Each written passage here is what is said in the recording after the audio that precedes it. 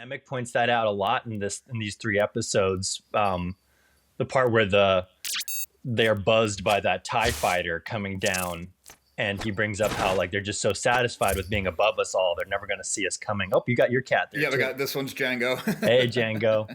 Yeah, no, they're never going to see the people coming from below to steal their money from them, which is so cool. Yeah, I like that a lot too. I forget the exact line, but it was something like it's a surprise from below, is worse than the surprise from above or something like that. Yeah. Yeah. And it's perfectly like the show does so good at either one line of dialogue or just one quick action that you could easily overlook as just something that happened, like a TIE fighter flying overhead, and it makes this awesome sound, which is another note I have. It's like, I know the show's very serious and grounded and all that, but now that they have the technology to do the starfighters in planet atmospheres, it'll never get old to me. It's so cool. I never get tired of when I cannot remember his name. Ferriman, I think, is the stormtrooper, and then the Imperial guard stationed on the Aldani base.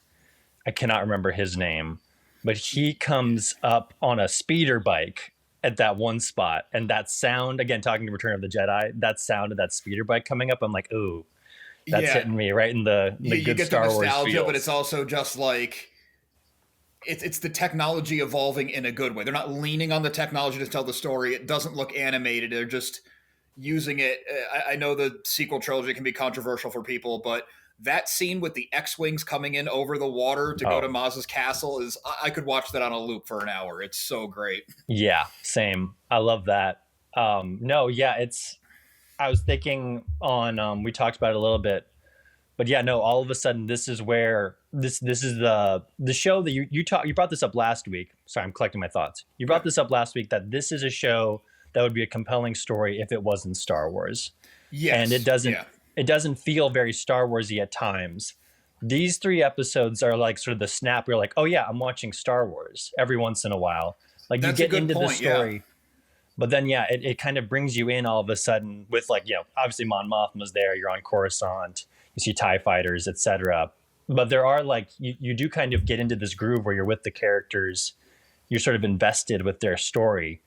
And then you have this moment, you're like, oh yeah, that's right. I'm watching Star Wars. And I think that's the best feeling when you're watching a Star Wars, is to be hooked into the story and the characters and then be brought out with the spectacle of it. Yeah, I've been seeing some articles recently, and people are almost kind of like spinning them as a negative, where Tony Gilroy is like, I'm not getting hung up on lore, paraphrasing, obviously. But there's a difference in I'm not respecting what came before and I'm not being a slave to it. Where Andor is definitely building on the lore. It's definitely respecting what came before. It's tying it all together, but you don't feel like, oh, that's a reference. That's a reference. Oh, he's talking about A New Hope. Oh, he's talking about Return of the Jedi. Like, he's just telling his story in a universe. And I think like that's a big lesson for where Star Wars needs to go overall, is respect what came before, add to it, don't retcon it, but just tell your story. If you're getting value or entertainment out of any of my transmissions, it would mean a lot if you would join the Remnant and subscribe. Yeah, I agree. And I feel like these three episodes have a lot of really deep lore in them. Like, yeah, I was thinking about that exactly. Yeah. Yeah. I don't know much about, but I understand the Sky Kyber and the reference to like Rakatan invasion. That's like deep expanded universe stuff, right? Yeah, Rakatan is like old school legends, which was like thousands of years before anything, even the High Republic, just way back. They were called the Infinite Empire. They were very powerful, but they were all dark side influence, like the entire people.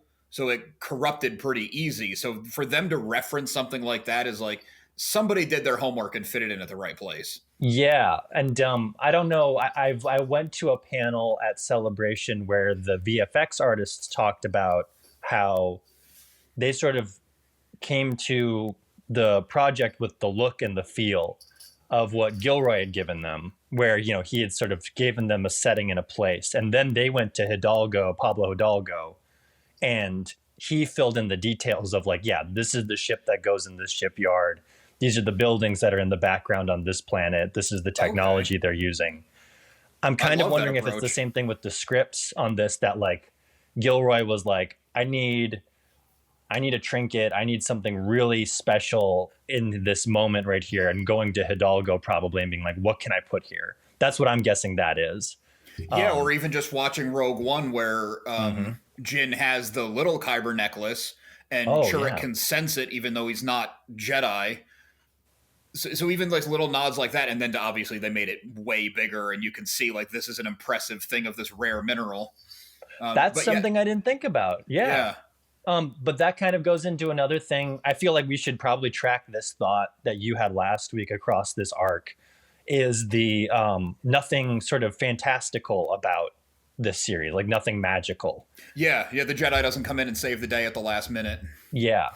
But I feel like the crystal being there sort of is maybe harkening back to old mythology, sort of old archetypes, like the one ring kind of trinket that corrupts people, that draws, its power draws people to it, that kind of thing. Yeah, Because Skeen is he's enamored with Cassian because he's an outsider and he wasn't a part of the plan with the heist. But there is sort of this, like, again, very fantasy element of him being drawn to trying to figure out what Andor is hiding, and it's obviously this object that represents something deeper, like a deeper secret that he's hiding. But that's probably the closest it gets to anything kind of magical in these 3 episodes. right. And I actually read that a little different. I read it, and obviously for people who have listened to our first conversation about the first 3 episodes, there's going to be spoilers abound. So, but when you get to episode 6 and Skeen is talking to Andor after they've pulled it off, like they're kind of in the clear. I read it all, retrospectively. Skeen was the one who wasn't noble. He was the one who was in it for himself. He was willing to turn on everybody for money. And Andor's like, look, I agreed my fee up front, and it's a fraction of what I could walk away with, but that was my word. I'm sticking to it. So I read it as when Skeen saw the Kyber thing, he's like, well, who are you to have this thing that I could sell for 30 grand? Yeah, that's a great reading. He was too. almost missing the importance of it being Kyber, which Cassian did as well when Luthen gave it to him. Yeah, and I think but Cassian understands by the end that he respects a couple of like objects that the people have. Yeah. And I'm building off of your thought, which is really great. He respects that crystal, that it belongs to Luthen, and he is a man of his word, and he gives it back to Luthen in the end because Luthen says to him, it's worth more than that to me, when he tells him the price of it. For Luthen, something like that probably means the way the universe was, the way the galaxy was pre-Empire. It's when Jedi were around. A Kyber crystal would be like a holy relic to people in that universe. Yeah, and then Nemik's manifesto as well, and Nemik's guidance system. Like, there are all these objects that have, importance to the plot and moving it forward, but also like character and like virtue and value to the person. Value to the person that is an example of their virtue, of their values. Yeah, I also thought the Nemik guidance system thing was really interesting when the first 3 episodes of Andor obsessing over this piece of Imperial tech that he stole, which is a very similar piece of technology, but it was this really nice, ornate, the most advanced thing you can get. And even Luthen was like, who cares? It's meaningless. And then they have this old rickety beat up thing where they even had a conversation about how it's like old technology. It's not great. It doesn't really do what it's supposed to. And Nemec's like, yeah, but if you treat it with care and you get it where it needs to be, it will not let you down. Yeah, I love that. And then he even compares it to his manifesto, the ideas charting the rebellion and encouraging people to rise up and fight. Which I actually thought was cool because the first time I watched Andor, I wasn't as deep in lore as I am now doing a YouTube channel and stuff. And I did a bunch of stuff on Tarkin and the Tarkin Doctrine, and it's like, oh, Nemec's thing is the complete counter-polar opposite of that document. And it almost feels like Mon Mothma should have a copy of it, which she obviously never gets to because what happens to Nemec, but... We don't know. I mean, Andor has the manifesto and season 2. That's true. Yeah.